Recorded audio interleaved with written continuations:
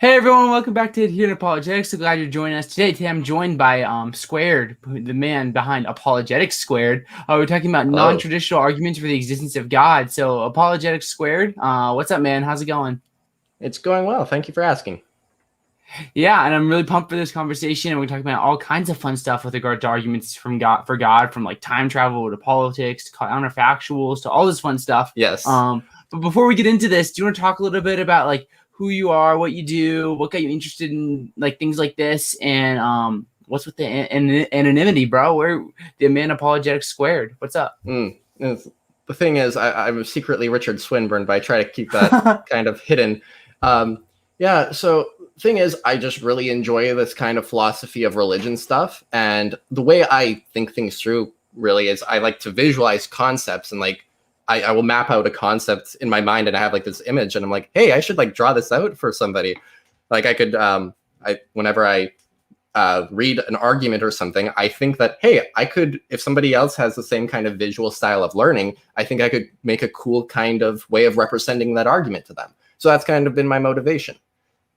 Yeah, it's super interesting because I was thinking like there's all kinds of different kinds of learners who learn through like maybe like activity or seeing. So it's really cool what you're doing on your channel with like these short videos looking at like different topics with regards to like arguments for God's existence, the resurrection, all kinds of fun stuff. So Yeah, I think to start off, do you want to add anything about like your channel or what you got going on before we get into these non-traditional arguments? Well, right now I'm going through a short little videos on different views of God's foreknowledge, and I'm going to try and like at some point give like my own personal theodicy, make a video on that. But like my personal theodicy relies on Molinism, so I'm trying to get bits of the foreknowledge series out of the way before I get into that. But yeah, that's kind of what I have in mind for videos I'm going to be releasing soon. Yeah, that's super fun. And I'm looking forward to what's going on. Welcome everyone just joining us. We're going to dive into some non-traditional arguments for the existence of God. So to start off, we talked about just like framing like the value of these arguments. Like when you're bringing forth like the political argument for God's existence or the argument from sets for God's existence, like when you look at these arguments, what's the value of looking at these and thinking about these in your opinion, Squared?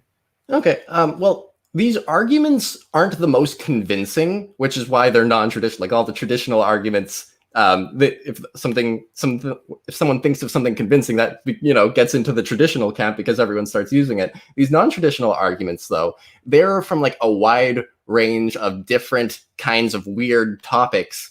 And what I think a value of that is, one, if theism is true, then God's like the ultimate fundamental layer of reality. Everything in some way is traceable back to God. So maybe you can make like a meta argument that these non-traditional arguments we have that are based off of all these weird topics show that there is a God because he's left his fingerprint on everything. But another thing, I think that these non-traditional arguments could also be useful in like critical thinking, like analyzing these arguments, seeing the logic, and they could also just be fun. Like I think that like getting together with somebody, even if like maybe they're a skeptic, and just talking through like, hey, what do you think about the argument from sets? I think that there could be some value in that. It's fun to chew on and think about, and I like the idea of kind of going back into like the implication of like if theism is true, well, what are all the things that could follow, and kind of thinking about that as we get into like some of these arguments. Yeah, thank you. Awesome. So what we're gonna do now is we're gonna dive into some of these arguments. I don't have a lot drawn up on my outline. We're gonna introduce them, and I'll see if I have anything intelligent to say on them, which I probably won't. But the first argument we're looking at is the argument from sets. So Square, do you want to talk about like what this is and what's going on here? All I think about when I hear of sets is just like my terrible days in pre-calc. So what's going on here? Right. Okay. So I'm going to try and move through these fairly quickly because some of these have lots of explanation behind them, and we have quite a few to go through. So the argument from sets, we're going to start off with, okay, two views in the philosophy of mathematics that are divided on the nature of mathematical entities. So stuff like numbers, functions, sets, or geometrical shapes. What are these things? On one side of the aisle, you have the realists who think that these things exist. On the other side, you have the anti-realists who think these things don't exist. We're going to be looking, okay, which side of the aisle you go to, realism, anti-realism. That's a huge debate. But we're going to continue on as if you're accepting all the arguments for realism. Some of those an argument like that might look like 7 is prime is a true statement, and that looks like Jim is tall. Jim is tall. If that's true, that commits me to the existence of Jim. So if 7 is prime, that commits me to the existence of the number 7. Okay, so in realism, there are lots of views. One of them is conceptualism, and that's that these things like numbers, functions, sets, they are thoughts in the mind of God. Another view is kind of like, what's the name of it? Well, there's another view that these abstract objects, they kind of have like their own independent existence. They're not in the mind of God. Is it like Platonism? Yeah, Platonism. So this argument, the argument from sets, is that if you're going to be a realist, you can't be like a Platonist. You've got to be a conceptualist. So if you're going to be a realist, you can only be a conceptualist. And if you can only be a conceptualist, well, you got to commit yourself to the existence of God for these, the mind for these abstract objects to exist in. Okay, why might you think that? Well, we're actually going to have to get into set theory. So set theory is, broadly speaking, trying to mathematically formalize the concept of a collection. So you could have a collection of prime numbers, or an infinite collection of all the prime numbers. That's the set of all prime numbers. Or you could have a collection of all four-sided shapes. That's the set of all four-sided shapes. We could also have like non-mathematical sets, like the set of all humans or the set of all countries, so on and so forth. Okay. Now, what makes something a set? Like, what kinds of sets are there? If you want to mathematically be precise, is there a set of all sets? Is there a set that doesn't have anything in it? Is there a set which contains itself? So what the original conception of set theory was that if you have a property, then you can have a set which contains all the things with that property. The problem is that that actually arrives at a contradiction with Russell's famous paradox. You could talk about the set of all sets which do not contain themselves. And for the sake of brevity, I'm not going to try and spell out that contradiction, but the basic idea is if the set contains itself, then it should contain itself, but if it doesn't contain itself, then it should contain itself. So you can't actually just say that any sort of property gives you a set. Okay, so what kinds of things are sets then? Well, the current conception of set theory is very, very intelligent. It's Zermelo-Fraenkel set theory. What it does is it structures sets hierarchically. So we start with, like, say, the empty set, the set that doesn't contain anything, and then we have rules to build more sets based off of the sets we already have. So I go from the set which contains nothing to the set which contains the set which contains nothing, and then I could have the set of the set that contains nothing as well, and also the set of the set which contains nothing. You start building up hierarchically. And these rules that give you more and more sets can give you infinitely large sets. And it actually doesn't stop there. It could give you sets which are even bigger than the infinitely large sets. And it could give you sets which are bigger than those infinitely large sets. And we could keep going iteratively, making bigger and bigger infinite sets. And then we could take this like iterative hierarchy and put all those sets in one big set and start the process of all over again and making even bigger sets. And do that iteratively and make even bigger sets and so on and so forth. So you could just have like endless upon endless sets, fun times. So now now we're going to go back to the conceptualist and the Platonist. The Platonist is going to say that these kinds of sets exist if their members exist. Like what explanation is for the existence of these sets? The members exist. What's going to be the explanation on conceptualism? Well, God's thinking about those sets. Cool. Now the problem is that these sets are like actually existing things under realism. So we could just we could step outside for a second. We could imagine that we're actually looking at all those sets. They're just before us, and it's all really pretty because I imagine sets as glowy orbs, but that's just me. So we look at all this glowy orbs, and I'm like, hey, all those sets over there, they exist, right? So why isn't there a set which contains all of them? That's a question I have. Why isn't there a set which contains all of them? And then, my interlocutor might say, hold on, the iterative hierarchy doesn't allow you to have a set of all sets. A set which is defined as containing all sets is impossible. I'm like, okay, I get that, but all those sets over there, all those glowy orbs I'm looking at, why isn't there a set which contains them? If it did exist, then the rules would take off and start building sets on top of the one that I just produced. So it's not going to be the set of all sets for very long, but why doesn't that set currently exist? And that's actually a really difficult question to answer, because on the Platonist account, those if the members of a set exist, then the set itself should exist. So that this mysterious set we're thinking of, there's no real explanation under Platonism for why it doesn't exist. Under conceptualism, though, you can give a very interesting account of the nature of sets.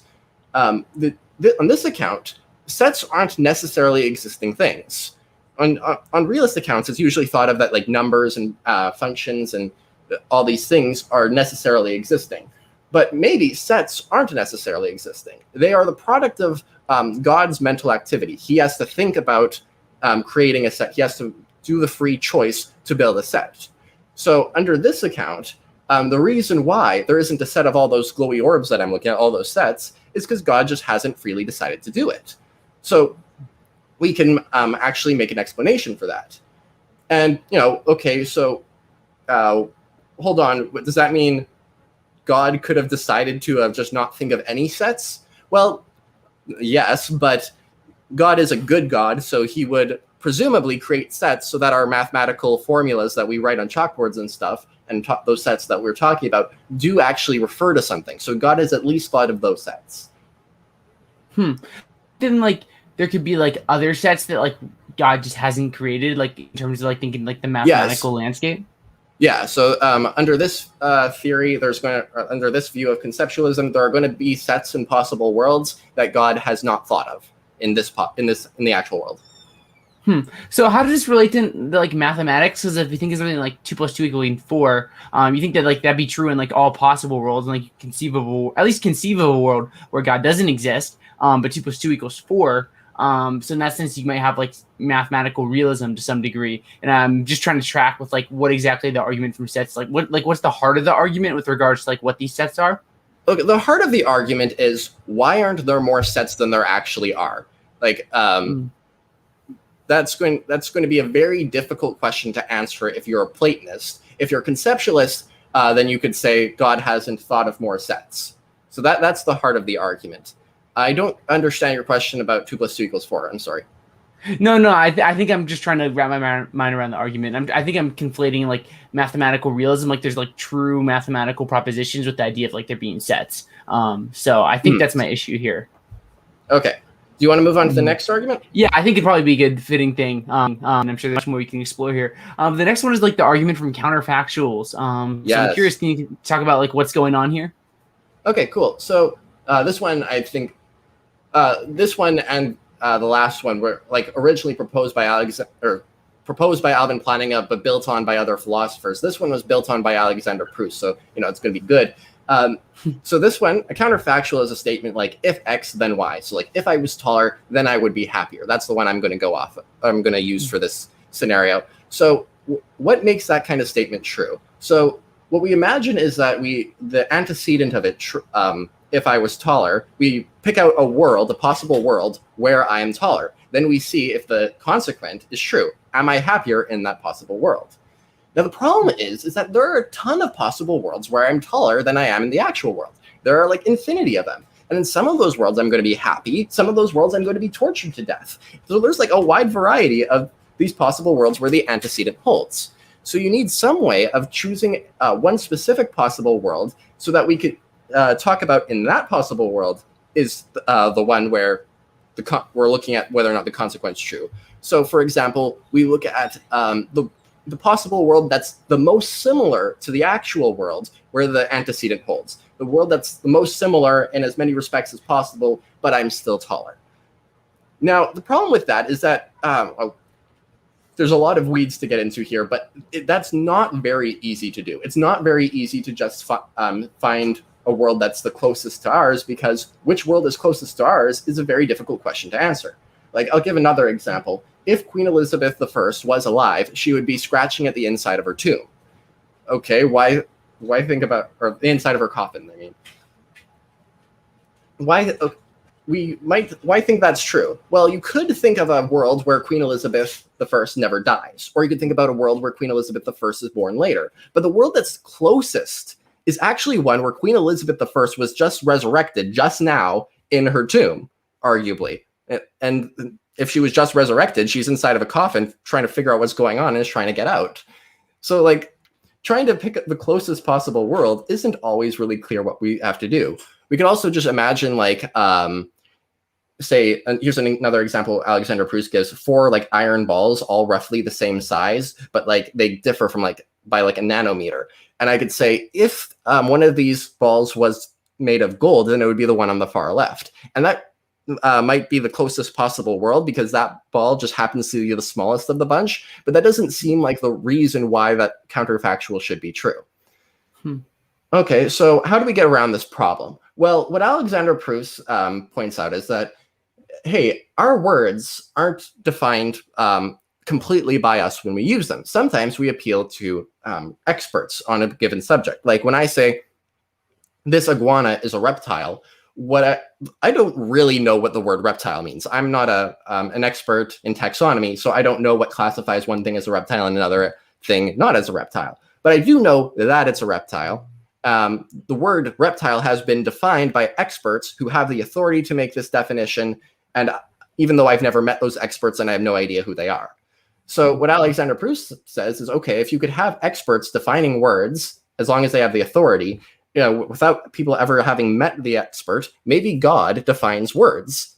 He like ultimately defines words with an amount of precision that allows us to always pick out one possible world in our counterfactuals. Like God has an infinitely complex definition of taller, so that when I say, if I was taller, then I would be happier, the word taller picks out the one specific possible world that would be required for our purposes in our everyday use of these counterfactuals.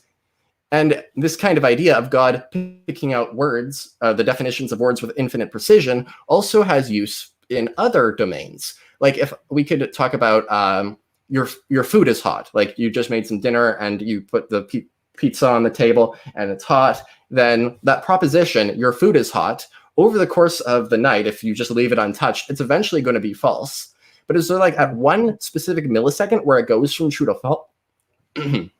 Where it goes from true to false?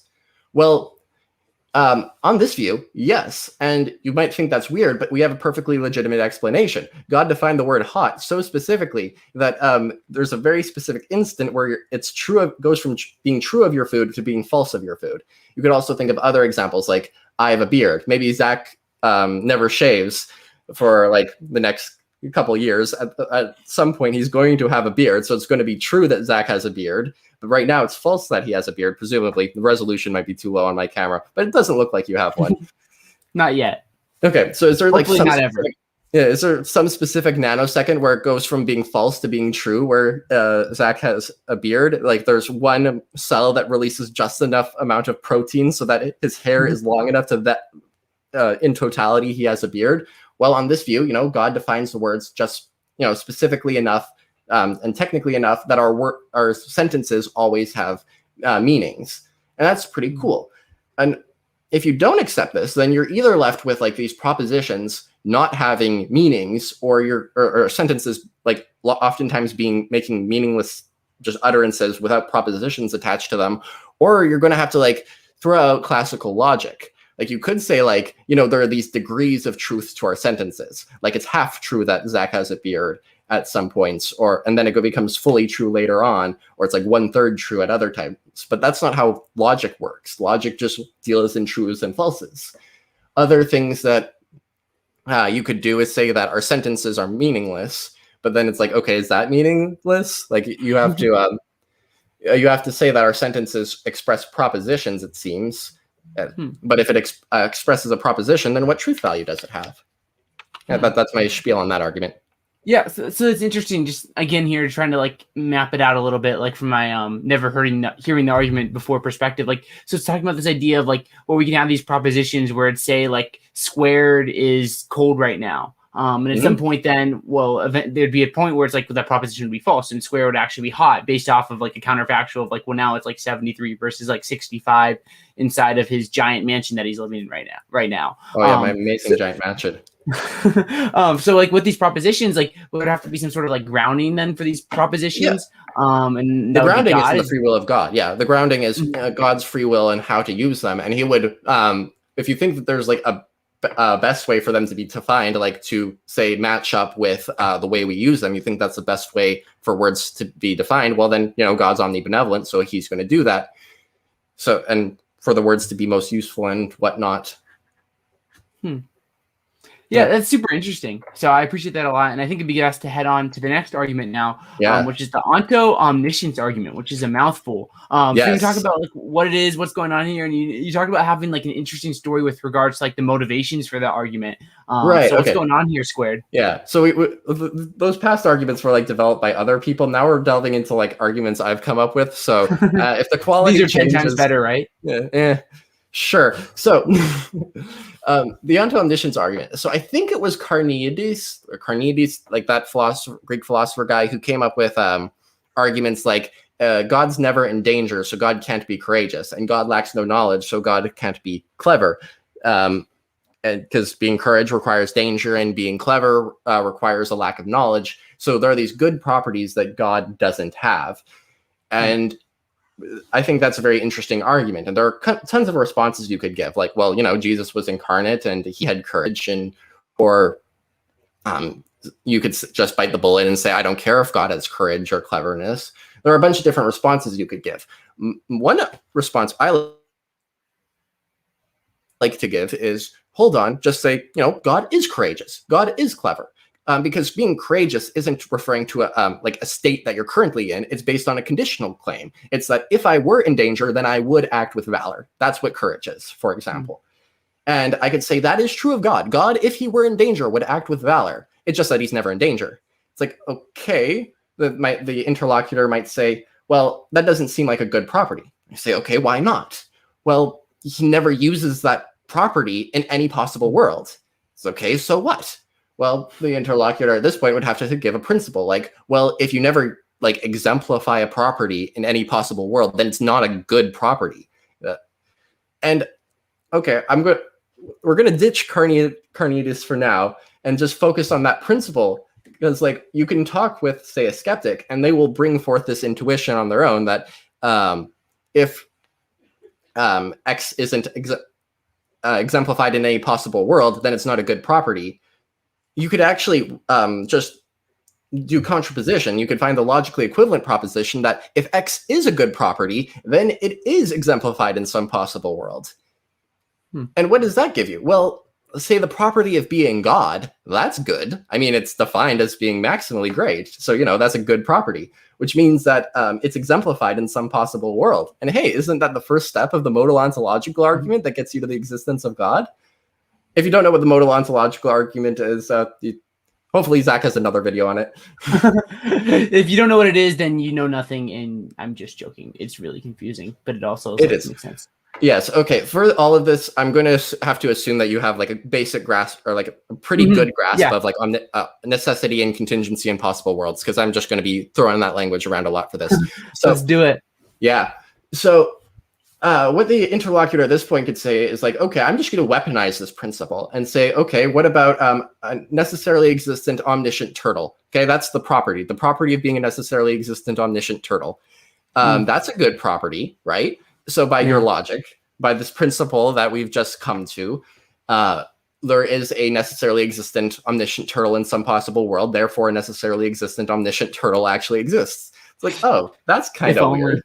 Yeah. That's kind of weird. So what do you do? Well, I think you have to patch the principle to say that any atomic property, if it's good, is exemplified in some possible world. I think that's a very natural way of patching up the principle. Okay, what do I mean by atomic property? I mean a property that doesn't have a conjunction in it. So if I give the property of being a bearded president, that's actually just two properties: the property of being a president and the property of being bearded, and they are combined to make this one molecular property. You have the atomic property is making the molecular property. So the property of being a necessarily existent omniscient turtle is like just a bunch of different properties combined into one larger property, the atoms of which are the property of being a turtle, the property of being necessarily existent, and the property of being omniscient. Cool. So if an atomic property is good, then it's exemplified in some possible world. So that's cool, but the problem is now that gives the skeptic or the interlocutor a way of dodging this inference to God by saying, hold on, then I could accept that I could just say, God's properties, his atomic properties, like being omnipotent, being omniscient, being morally good, those are all like individually exemplified, but in different possible worlds. They're not all exemplified in the same being. So we have like a necessary being. Okay, that's a good property, but like that's maybe the initial state of the universe or whatever. And then in these other possible worlds that we're not a part of, you have an omnipotent being in one, and an omniscient being in another, and a morally good being in another, or morally perfect being in the other. So that motivates. I think that's an interesting way to go about it. I actually believe being God, that's just the property of being perfect, so that is atomic. But if the skeptic goes down that route, well, can we actually give an argument from the possibility of an omniscient being to the actual existence of an omniscient being, or the property of, or the possibility of an omnipotent being to the actual existence of an omnipotent being? So that's what. So I started thinking about that, specifically omniscience, and actually during a sermon at my church, I thought of an argument from an omniscient being to the possibility of an omniscient being to the actual existence of an omniscient being. And I didn't want to lose my attention to the sermon. So I took one of those papers that are like, hey, we want to get to know you. Please fill out your name. I didn't fill out my name. I just put down the argument. And then I later, when I was home, I started thinking about what I had written. And I was under the impression that it's cheating. It's like Anselm's original ontological argument. It doesn't actually work, but it's really hard to figure out where the flaw is. I couldn't see the flaw, even though I came up with it. But I was under the impression that it did have a flaw. Does it have a flaw? Well, let me get into the argument. So the first premise is, obviously, possibly an omniscient being exists. And if you're a skeptic and you're aware of the modal ontological argument, you know that when there's a possibility premise, you gotta be skeptical, because in the modal ontological argument, what do those theists do? They snuck in necessary existence. S5 for the win. Right. So we got to be skeptical. What are you sneaking in here, Squared? I'm not sneaking in anything. I'm just saying that in a possible world, there's a being which knows all truths. That's it. Nothing more, nothing less. I'm not saying he's necessarily existing. I'm not saying he's not necessarily existing, just that he's omniscient. Coolio. Okay, so he knows all truths. Fun. What are some truths, Zach? I don't know. 2 + 2 = 4. That's the truth. So in this possible world, there's a being who knows that 2 + 2 = 4. No bachelor can be married. That's cool. That's cool. That's true. So that being in that possible world knows it, because he knows all truths. Now, here's an interesting truth. Canada borders America. Well, that's true. So that's in this being's knowledge, because we said all truths are in his knowledge. But that's a bit weird, because that's not a necessary truth. Actually, we could be more specific. We could name the world, the possible world we're all in. Let's just call it at, and we could say at, like the at symbol. I read that in a paper and I thought it was fun. So at is actual.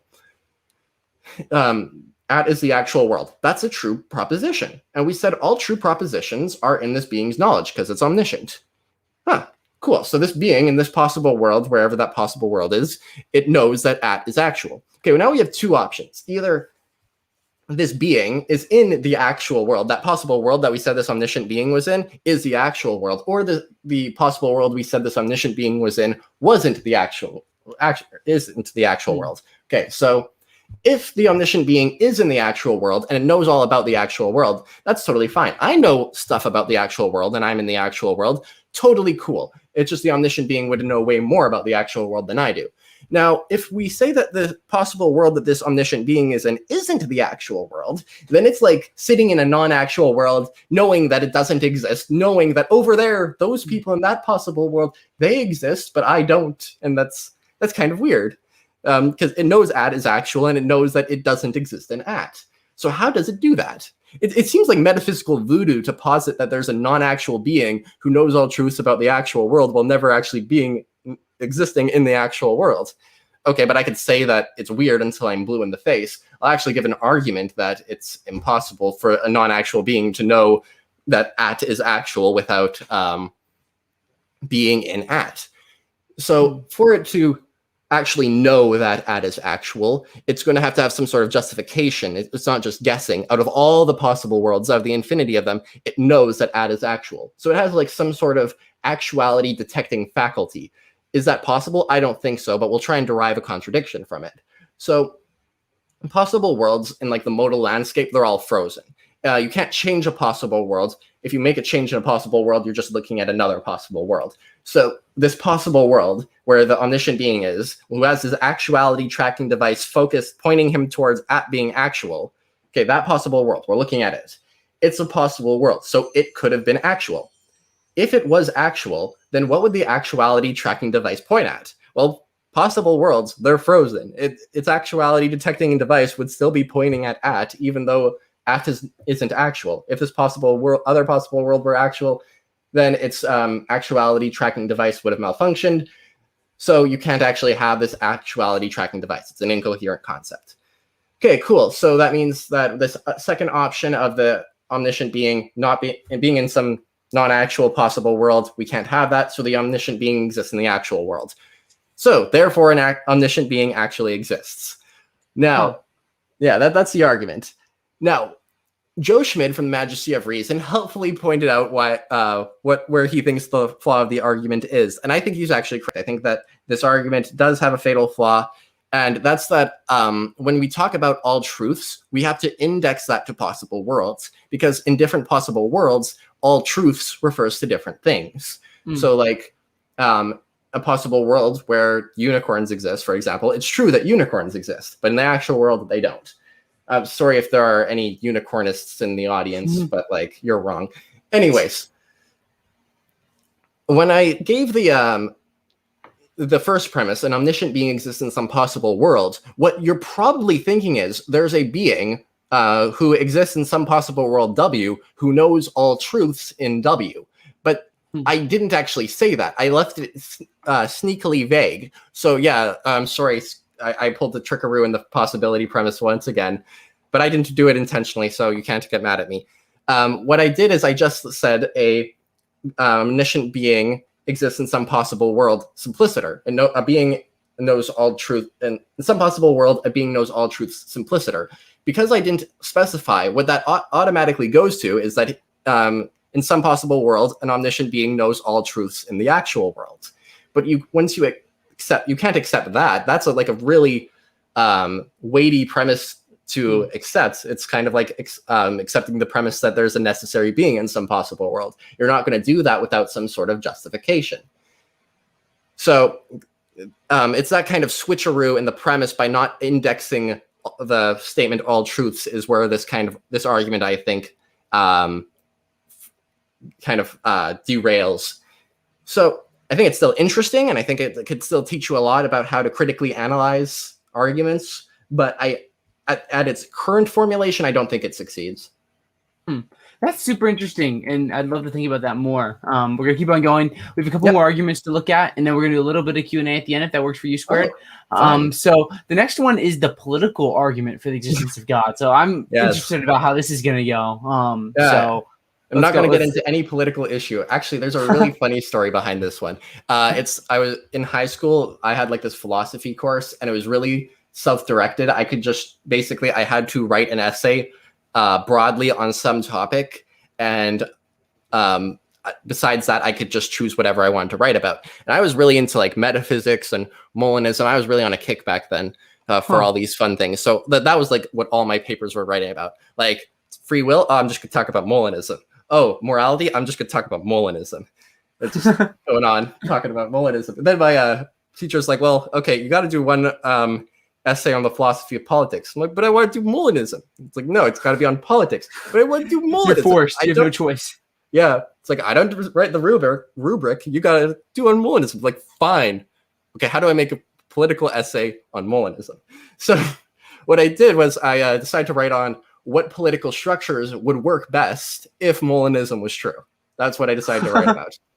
And Okay. what I realized, like a year later, is that the political structures that would work best given Molinism are all the political structures which actually exist.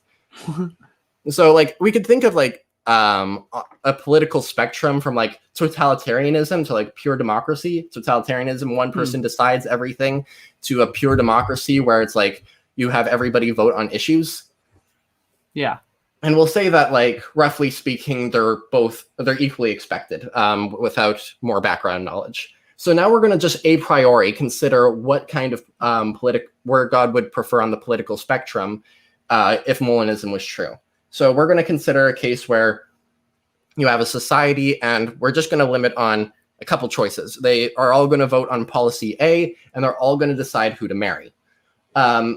So of the feasible, I'm assuming you know about Molinism in this one, just for sake of brevity. I think, yeah. And if you don't know what Molinism is, I encourage you to pause it and check it out. So you're good.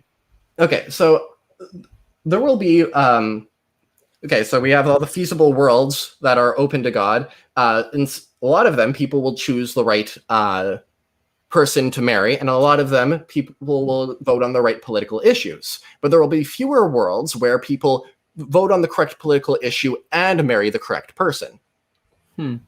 However, God can actually get around this if he gives one person all the political power. That one person just is going to completely decide whether or not they're going to vote for policy A, and everybody else is going to vote on, or is just going to decide who to marry.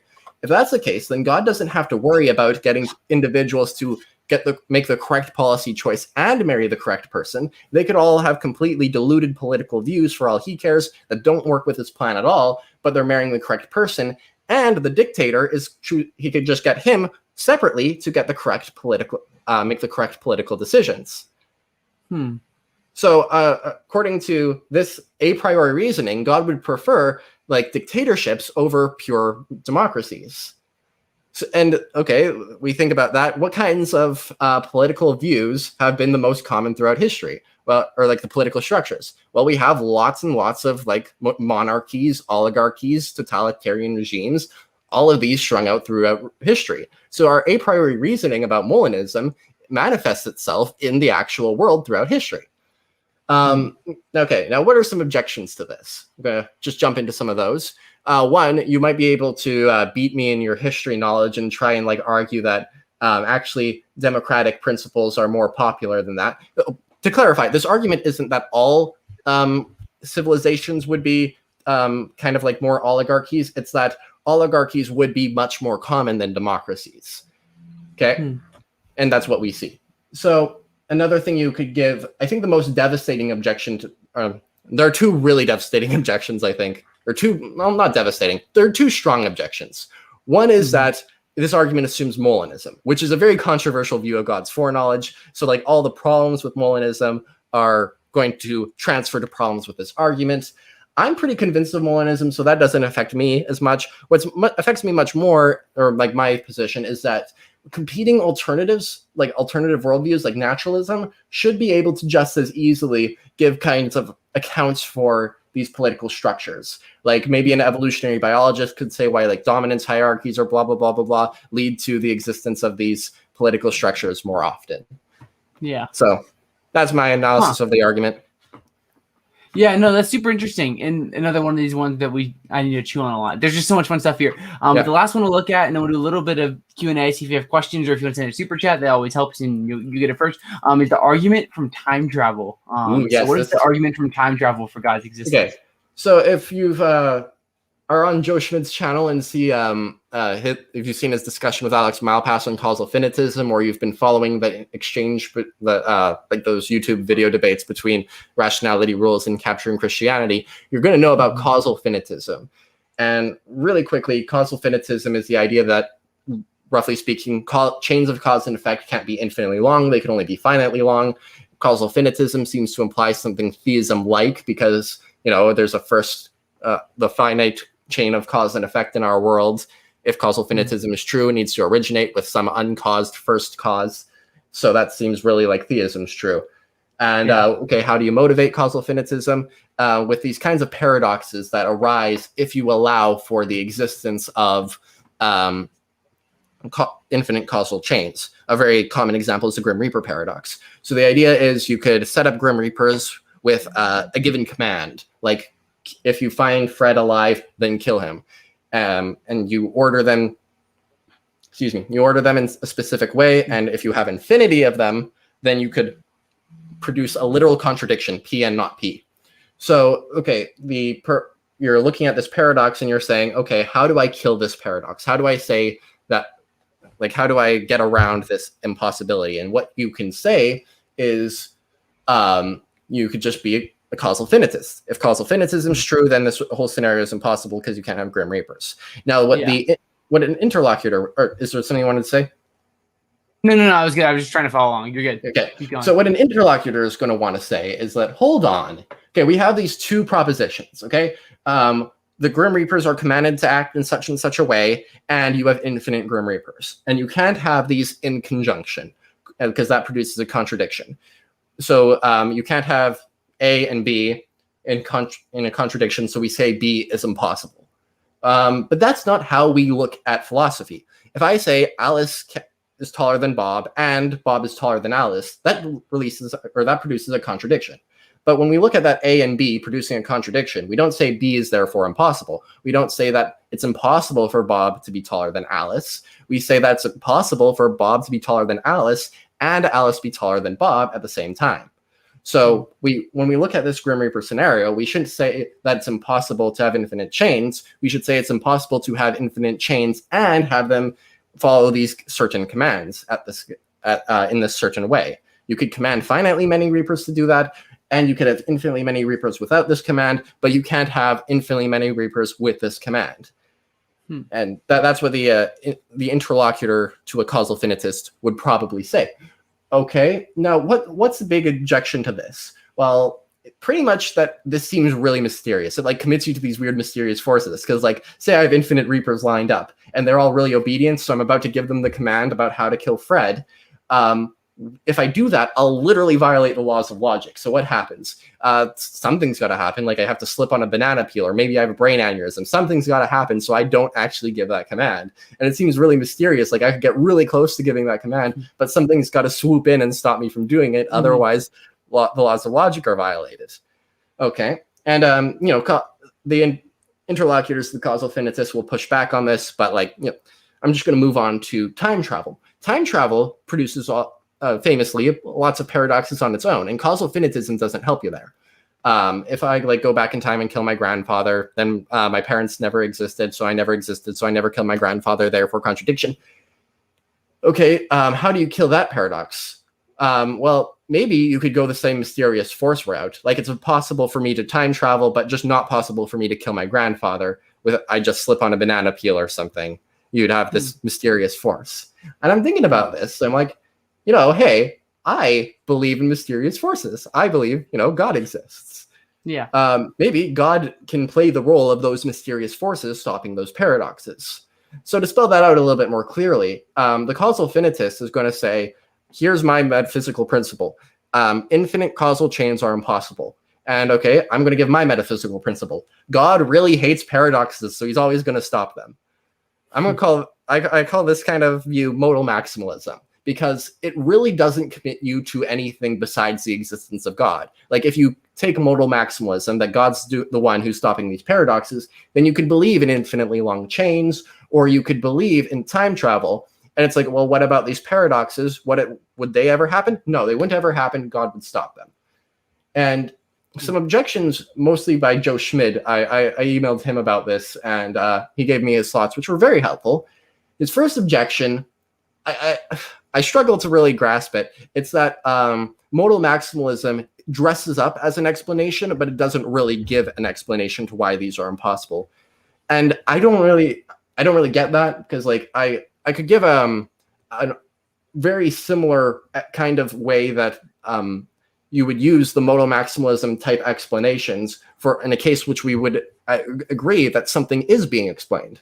We're theists. We probably don't believe in gratuitous evils because, God is going to make sure that all evils are ultimately justified. So then I have to, explain why are gratuitous evils impossible? And I could say, well, God hates gratuitous evils and he's omnipotent, so he's always going to stop them.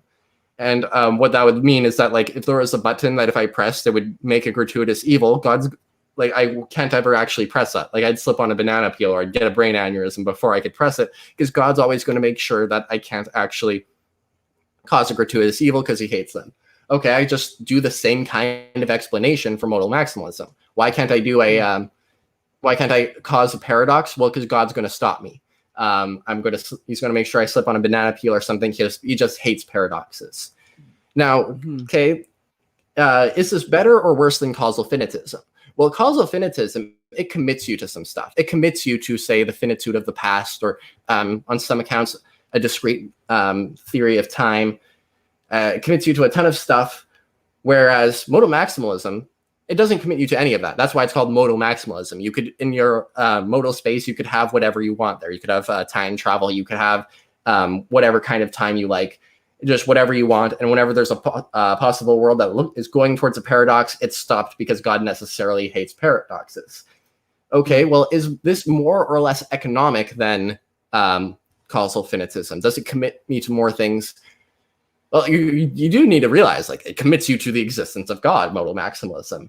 But what the causal finitist is trying to show through their arguing for causal finitism is that there is a God. That's what their causal finitism is trying to show. So if that's the case, then the proponents of causal finitism are like arguing for a view which entails the existence of God. Okay, so then that means that my view isn't any more or less, or it doesn't entail you to, it doesn't commit you to anything more than standard causal finitism, because modal maximalism just has it built, like cuts out the middleman of all this stuff about finite causal chains and just brings you to the existence of God and uses that to answer why there aren't any paradoxes. Now, the most devastating objection, which I don't think actually goes through in my books, is like the one that has the most weight to it. I don't think it actually devastates anything, but the one that has the most weight to it is that it makes the law of non-contradiction dependent upon God, because it's God who's doing these things to stop all these contradictions from happening. So the fact that contradictions don't happen is dependent upon God, but the law of non-contradiction can't depend on an agent. Now, some theists deny that. Some theists think that, the law of non-contradiction can totally depend on an agent, but I'm not one of those theists. Well, what I'm going to say is, like, okay, you look at all the broadly logically possible metaphysical theories. You got naturalism over there. You got, I don't know, you got theism over here, and you got other forms of theism, other forms of naturalism. You got all these different broadly logically possible metaphysical theories. Now we go to the modal maximalism one. Under this theory, causality, in its very essence, is something which depends upon God. So what you're going to have to do is, when you look at this, you have to imagine, for this paradox to happen, you have to cut God out of the picture and his actions for the paradox to actually unravel. But that's not really a problem, because, like, we already know that causality in its essence is something that depends upon God. So when we take God out of the picture and we get contradictions, that's totally expected. It's not because law of non-contradiction is dependent upon God. It's that this metaphysical theory is interwoven. God and causality are interwoven. So if you break it apart, you get the contradiction.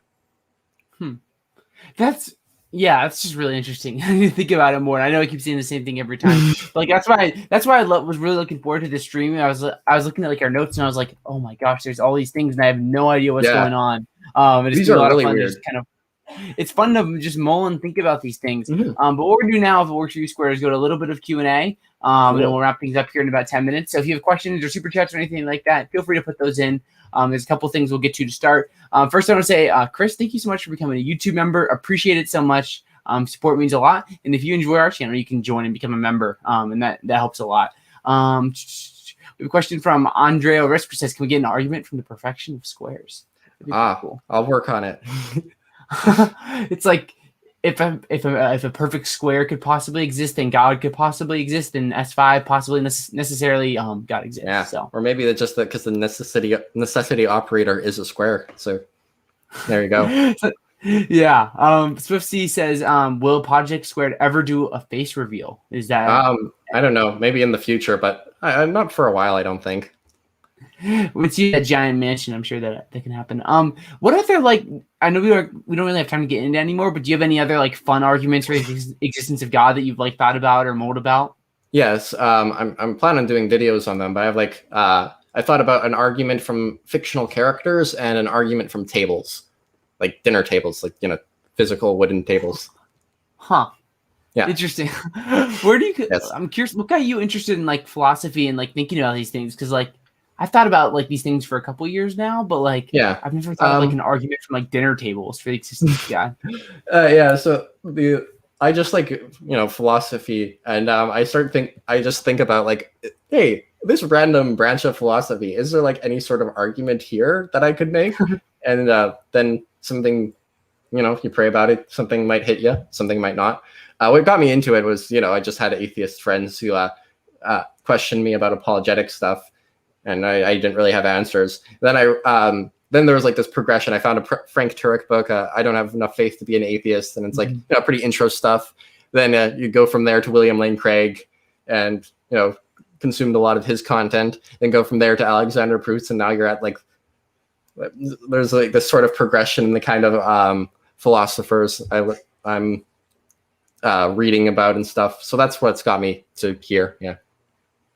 Yeah, there's levels to this. Yeah. It's interesting just like how much there is in like philosophy stuff. Yeah. Andreo says, asking us once again, what are your thoughts on Locke's book on the resurrection? Hoping to get it physically and want to know what I'm getting into. I read the book. I'll just interrupt here for a moment. Okay. It's my channel. I can do what I want. I read the book. It was actually pretty interesting. It was like a year ago I read it. I like how he gave like a deductive proof almost. Yeah, I like the way he structures it. Yeah, that's my favorite part about the book. I think that like, the structure of how he lays it out. Like, what are your doubts? Which premise or like which step of this are you worrying about? Then you could like very clearly get into look at the historical evidence for this section of the case for the resurrection. So yeah, those are my basic thoughts on it.